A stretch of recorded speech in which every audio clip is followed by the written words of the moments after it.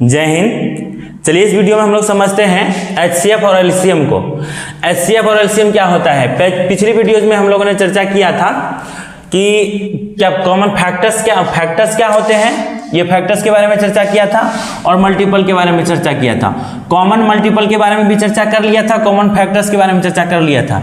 इसके इंट्रोडक्शन में मैंने बताया था कि हाईएस्ट कॉमन फैक्टर क्या होता है, लोवेस्ट कॉमन मल्टीपल क्या होता है। पिछली वीडियोज को जो नहीं देखे हैं तो पिछली वीडियो को जरूर जाकर देख लें। प्लेलिस्ट में, चैनल के प्लेलिस्ट में जाएं, वहां आपको मैथ्स के नाम से प्लेलिस्ट मिल जाएगा, वहां देख सकते हैं या डिस्क्रिप्शन में लिंक मिल जाएगा।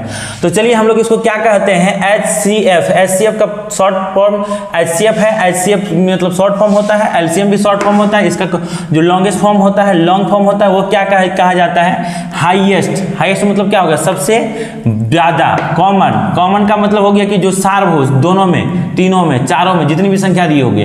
कॉमन फैक्टर्स का मतलब उसका गुणनखंड जो हो गया। तो इस प्रकार से तो अब लोवेस्ट कॉमन मल्टीपल तो लोवेस्ट का मतलब हो गया सबसे छोटा, ऐसा मल्टीपल जो सबसे छोटा हो। कॉमन हो, सार्वभौम, और मल्टीपल मतलब जो गुणज ऐसा हो जो छोटा गुणज हो, सबसे छोटा गुणज हो। तो उसकी जानकारी को लिए हम कुछ जानेंगे। तो इस आधार पर जब हम लोग LCM और HCF को पढ़ते हैं तो इसके दो मेथड है, LCM के और HCF दोनों के जो है। HCF एंड LCM का जो मेथड है, HCF एंड LCM के जो मेथड है, इसके दो मेथड है। इसको एक मेथड को बोलते हैं हम लोग प्राइम फैक्टराइजेशन मेथड,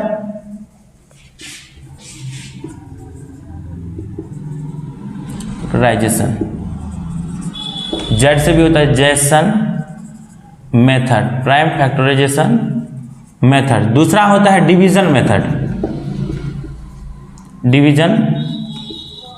मेथड, जिसको हम लोग कह सकते हैं, इसको कह सकते हैं अभाज्य गुणनखंड विधि, इसको भाग विधि। एक अभाज्य गुणनखंड विधि, दूसरी कौन सी विधि, भाग विधि। ये दो विधि से हम लोग इसको LCM तथा HCF ज्ञात करते हैं। तो इस विधि में सबसे पहले हम लोग सीखेंगे कुछ संख्याओं के प्राइम फैक्टराइजेशन ज्ञात करना। प्राइम फैक्टराइजेशन कैसे ज्ञात करते हैं, जैसे मान लेते हैं एक संख्या दे दिया गया आपको 1260, इसका प्राइम फैक्टराइजेशन निकालना है। तो प्राइम फैक्टराइजेशन निकालने के लिए क्या करते हैं, इस 1260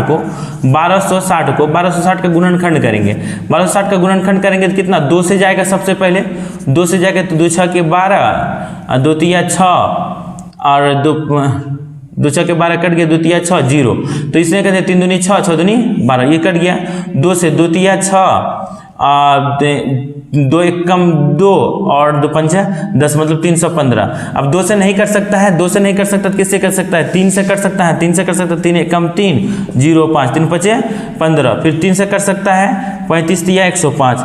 फिर 3 से नहीं कर सकता, आप किससे कटेगा, 5 से कटेगा। तो इस प्रकार से अब देख लीजिए, 7 5 35 तिया 105 तिया 5 तिया 315 चौके 1260। इस प्रकार से 1260 हम लोग क्या कर लिए, इसका प्राइम फैक्टराइजेशन कर लिए। ज़्यादा यहाँ का क्या कर सकते हैं, 7 से दे सकते हैं। 7 से देंगे तो क्या आएगा, 1 आएगा। तो 1 की कोई वैल्यू नहीं है। तो इस प्रकार से इसका प्राइम फैक्टराइजेशन क्या हो गया हमारा, 2 गुणा फिर 2 गुणा फिर कितना, 3 गुणा 3 गुणा 5 गुणा 7। तो अब देख लीजिए, ये 2 के पावर में है, ये 2 के पावर में। इसको हम लोग ऐसे भी लिख सकते हैं, 2 के पावर 2, 3 के पावर 2 गुना 5 गुना 7 गुना 5 गुना 7। अब देख लीजिए, ये ऐसी संख्या ही क्यों निकालते हैं हम लोग।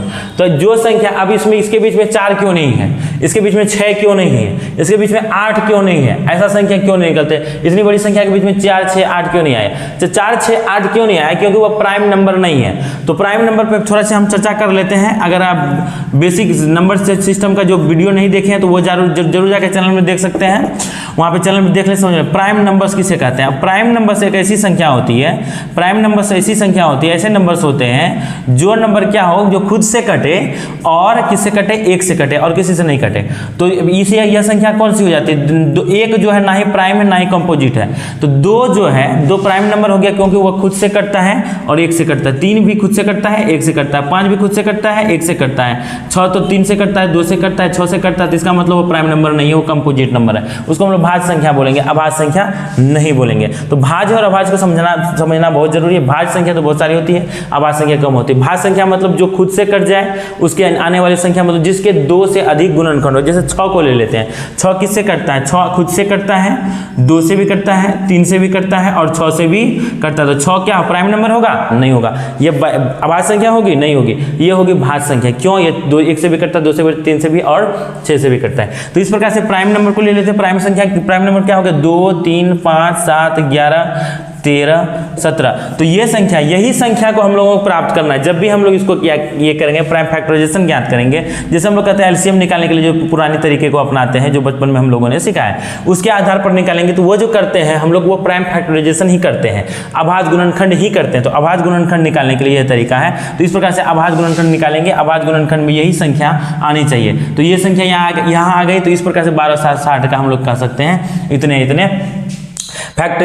ये है प्राइम फैक्टर्स हैं। प्राइम फैक्टर्स कौन कौन से हैं? 2 बार आता है, 3 2 बार आता है, 5 एक बार आता है, 7 भी एक बार आता है। फिर दूसरी संख्या को हम ले लेते हैं, एक संख्या और ले लेते हैं, यहाँ पे लिख लेते हैं। यहाँ पे एक संख्या ले लेते हैं, मान लेते कोई बड़ी से बड़ी संख्या यहाँ पे हम लोग ले सकते हैं। बड़ी से बड़ी संख्या ले सकते हैं, मान लीजिए ले लिए 20 570 एक संख्या। अब इसका हम लोग प्राइम फैक्टराइजेशन ज्ञात करना है। प्राइम फैक्टराइजेशन, ये 2 नंबर का सवाल है। प्राइम फैक्टराइजेशन यहाँ पे इक्वल दे दिए। अब 20 570 का प्राइम फैक्टराइजेशन करेंगे। 2 से तो कट जाएगा, 2 1 कम 2, 0 0 2 दूनी 4 1 7 1 7 2 8 16 1 0 और 2 5 10 कट गया। 5 2 10 का 0 हाथ में रहा, 1 8 2 16 1 17 हाथ में 2 4 1 5 0, हाँ कट गया। तो ये कट गया आपका, 2 से कट गया। 3 से देखिए, 2 1 3 8 8 3 11 11 5 16 8 5 13 2 15 1 16। 3 से नहीं कटेगा, 3 से नहीं कटेगा। ये विभाज्यता की जांच में मैंने ये नियम पढ़ाया है, किस तरह से हम टेली कर सकते हैं, कौन संख्या किससे कट रही है, नहीं कट रही है। तो ये 3 से नहीं कटेगी। 3 से क्यों नहीं कटेगी? क्योंकि 8 5 इसका क्या हो गया? 13 हो गया। फिर से थोड़ा सा बता दे रहे हैं, 8 5 13 2 15 1 16। 16 संख्या कैसी? 16 इसका योग प्राप्त हो गया। योग प्राप्त हो गया तो वो 3 से कभी नहीं कटेगा। जिसका योग अगर 3 से कटने वाली संख्या, जैसे 3 6 9 15 ऐसा होता, तो ये 3 से कट जाता। तो ये 3 से नहीं कटेगा, तो 5 से कटेगा। 2 से तो कट ही नहीं रहा।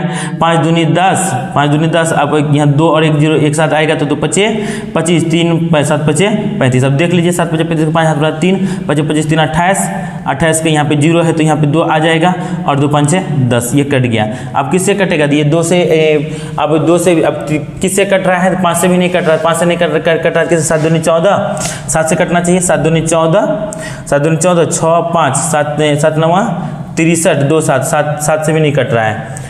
5 2 7 7 14, तो 7 से भी नहीं कट रहा है। तो किससे कट रहा है ये संख्या? यह देख लेते हैं हम लोग, यह देख लेते हैं, कैलकुलेट कीजिए। 2 से 7 से नहीं कट रही है, 7 से नहीं कट रही थी ये संख्या। किससे कट रही है? ये संख्या कट रही है आपके 11 से। अब 11 से किस प्रकार कट जाएगी कि 7 से नहीं कट रही थी, 11 देखेंगे, 11 से कट जाएगी। 11 कम 11 9 5 9 5 11 88 11 88 कितना? 7 हाँ 11 से कट जाएगी।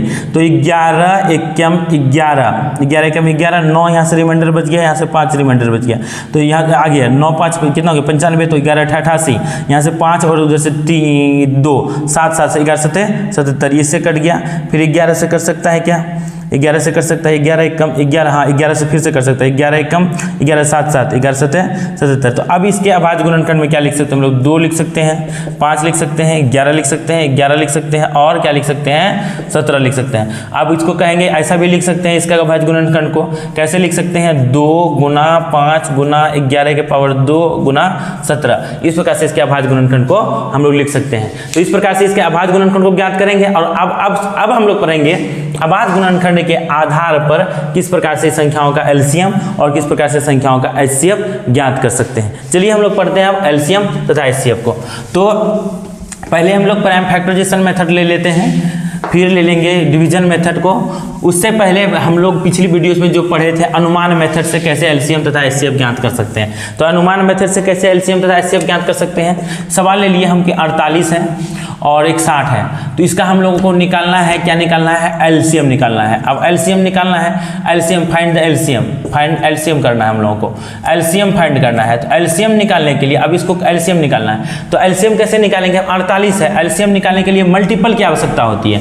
एलसीएम निकालने के लिए मल्टीपल्स की आवश्यकता होती है और एचसीएफ निकालने के लिए फैक्टर्स की आवश्यकता होती है। एचसीएफ यहाँ देखिए, एफ आ गया तो फैक्टर्स, एलसीएम एम आ गया तो मल्टीपल। तो मल्टीपल करने के लिए हम लोग क्या करेंगे? अब 48 का का मल्टीपल करेंगे तो 48 से कम 48, 48 दूना 96, 48 तिया कितना होता है 144, 48 चौके कितना हो गया 8 चौके 32, हाथ में रहा 3, 8 चौके 32, हाथ में रहा 3, 8 चौके 32, हाथ में रहा 3, 4 चौके 16 3 19, 16 3 19, तो 192, 4 से आ गया, 4 से अब फिर उसी प्रकार से 5 से कीजिए, 5 से करेंगे 48 5 तो एक कितना हो जाएगा 240। फिर आगे भी बढ़ा सकते हैं, इसलिए पहले हम इसको चेक कर लेते हैं, 60 का भी लिख लेते हैं। अगर कॉमन मल्टीपल मिल जाता है तो हमारा आंसर वहीं पे आ जाएगा। 60 एक कम क्या हो जाएगा 60 हो जाएगा, 60 दूनी 120 हो जाएगा, 60 तिया 180 हो जाएगा, 60 चौके 240 हो जाएगा और 60 पंचे 300 हो जाएगा। तो अब देख लीजिए यह हमारा क्या मिल गया, कॉमन मल्टीपल मिल गया। दोनों में जो मिल गया इसका एलसीएम कितना हो जाएगा, डायरेक्ट आंसर निकल सकता है 240।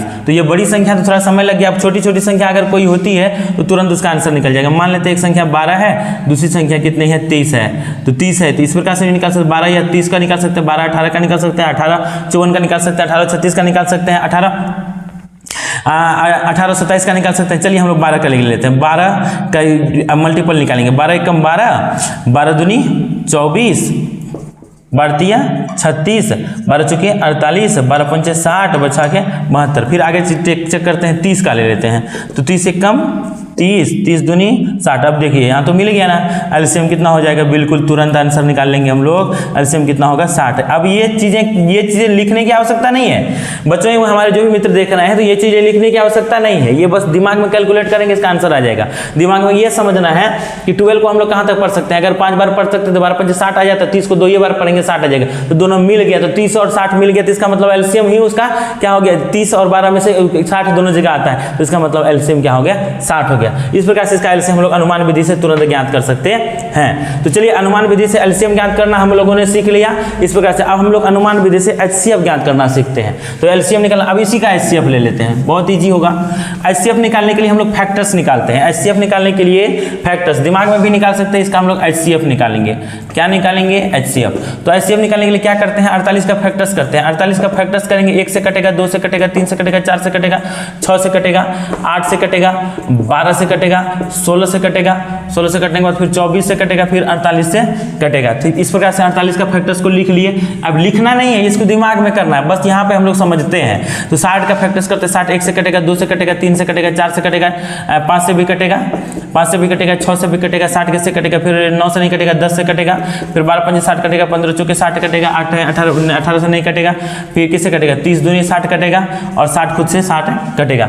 अब यहाँ पे देख लीजिए कौन से टेबल में दोनों आ जाएगा, कौन से टेबल में, यहाँ से यहाँ तक तो आपको कॉमन है, यहाँ से यहाँ तक आपको मिल रहा है 4 मिल रहा है, 6 नहीं मिल रहा है, 6 यहाँ मिल रहा है तो 6 तो इसमें मिल रहा है, हाँ 6 मिल रहा है तो 5 नहीं मिल रहा है, तो ये 6 यहाँ पे मिल रहा है, 6 यहाँ तक तो पूरा मिल रहा है, ये पूरा मिल रहा है, मिल कौन रही है 6, फिर 6 मिल रहा है, 6 यहाँ पे भी है, यहाँ पे भी है, तो और कौन मिल रहा है, तो 12 यहाँ पे भी है, 12 यहाँ पे भी है। तो आप कह सकते हैं कि आगे देखिए 24 है, 24 नहीं है, 48, अब यहाँ से कॉम्बिनेशन बिगड़ गया। तो इसका मतलब क्या है कि दोनों टेबल, दोनों जो है, दोनों कौन सी संख्या, दोनों जगह पे क्या आ गया, एचसीएफ, इसका क्या हो जाएगा, डायरेक्ट एचसीएफ लिख सकते हैं हम लोग। इसका एचसीएफ हो गया 12, मतलब 12 एक ऐसा टेबल है, 12 एक ऐसी संख्या है जिससे भाग देने पर 48 भी कट जाएगा और उससे भाग देने पर 60 भी कट गया, तो ये क्या हो गया, हाईएस्ट कॉमन फैक्टर, जिसको हम लोग कहते हैं एचसीएफ। एचसीएफ निकालने की यह विधि हो गई। एचसीएफ इससे बड़ी बड़ी संख्याओं का भी निकाला जा सकता है। मान लेते हैं 128 एक संख्या है, 128 एक संख्या है और दूसरी संख्या 144 है। अब इसको देखना है हम लोगों को 28 और 144 किससे किससे कटता है, 128 और 144। तो 128 किससे किससे कटता है, 1 से कटता है, 2 से कटता है, 3 से नहीं कटता है, 3 से नहीं कटता है, 4 से कटेगा, 4 से कट जाएगा, 5 से नहीं कटेगा, 6 से कटेगा, 6 दूनी 12, 6 से भी नहीं कटेगा, 7 से कटेगा, नहीं कटेगा, 8 से कटेगा, 8 से कट जाएगा, 16 128, हाँ 8 से कट जाएगा, फिर किससे कटेगा, 16 से कटेगा, 12 से कटेगा, 12 से भी नहीं कटेगा, 16 से कट जाएगा, तो 28 किससे कटेगा, इससे कट जाता है, 16 से कट जाता है, उसके बाद फिर 32 से कटता है, क्या 32 से नहीं कटता है, 32 से नहीं कटता है, तो 32 से कटेगा, नहीं कटेगा, 32 से 16 से कटेगा, फिर किससे कटेगा, 128, 56 से कटेगा, इसका मतलब 8 से कटा तो 7 से भी कट जाता है, 7 एकम 7, 5 और 8, 7 एकम 7, 5 और नहीं 7 से नहीं कटेगा, 56 से कटेगा, 6 दूनी 12, 6 से भी नहीं कटेगा, 54 से कटेगा, 54 से नहीं, सॉरी 54 से नहीं कटेगा, 64 से कटेगा, 64 16 से कटेगा, तो 32 से 64 से कटेगा ना, हाँ 32 से भी कटेगा, 32 दो चौके, हाँ 32 चौके 64, ये कट जाएगा। इस प्रकार से 32 से कटेगा, 64 से कटेगा और 128 से खुद से कटेगा।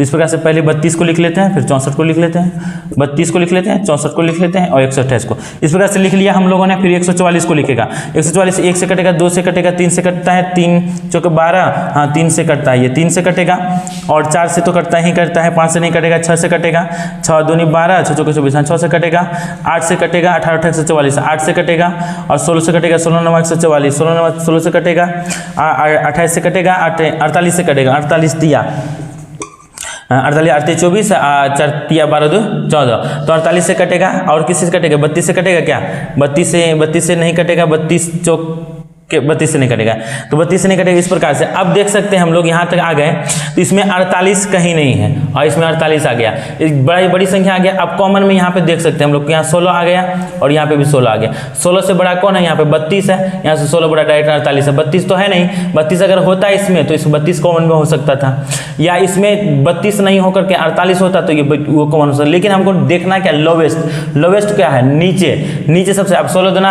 अब 32 के 16 तिया 48, 16 चौके 64 जो है इसमें भी नहीं, इसमें नहीं है, तो इस प्रकार से आगे जाएंगे तो मिल सकता है, लेकिन हम लोगों को सिर्फ क्या निकालना है, एलसीएम निकालना है। लोवेस्ट कौन है, लोवेस्ट 16 है, तो इसका आंसर कितना हो गया आपका 16। इस प्रकार से हम लोग निकाल सकते हैं। नहीं समझे तो फिर से एक बार देख लीजिए, धीरे धीरे इसको एक दो बार ऐसे आप कॉपी पे बोर्ड पे जहाँ पे करना चाहते कीजिए, और लेकिन यह चीज जो है माइंड में करने वाला है। बस इतना देख लेना कि 16 के टेबल में 16 एक ऐसा टेबल है जो दोनों का कॉमन है। 32 में ये आता है पर ये नहीं आता है, आप कहेंगे कि 48 में ये आता है पर ये नहीं आता है। 16 ही सबसे छोटा है और कॉमन है जिसमें दोनों आ जाता है, तो इस प्रकार से हम इसको क्या कर सकते हैं, एलसीएम इसका निकाल सकते हैं। तो इस प्रकार से एलसीएम को हम एचसीएफ ना कर लेते हैं, तो एचसीएफ को निकाल सकते हैं। ये फैक्टर जो है ये एचसीएफ है, ये एचसीएफ जो है कि मतलब सबसे छोटा फैक्टर जो है ये क्या है, एचसीएफ 16 है, जिसके मतलब क्या कहते हैं, highest common factor. Highest common factor का मतलब ये हो गया कि जो अधिक से अधिक, यहाँ ऐसे कॉमन तो ये भी है, कॉमन 1 भी है, कॉमन 2 भी है, और कॉमन कौन सा है 3 से, तो 3 से ये कटा वो नहीं कटा, तो कॉमन कौन है 4 भी है और कॉमन 8 भी है, बट सबसे हाईएस्ट कौन है, तो 16 कॉमन है। इस प्रकार से हम इसको क्या कर सकते हैं, एचसीएफ ज्ञात कर सकते हैं। तो इस विधि से हम लोग अनुमान विधि से एचसीएफ ज्ञात करना सीखा।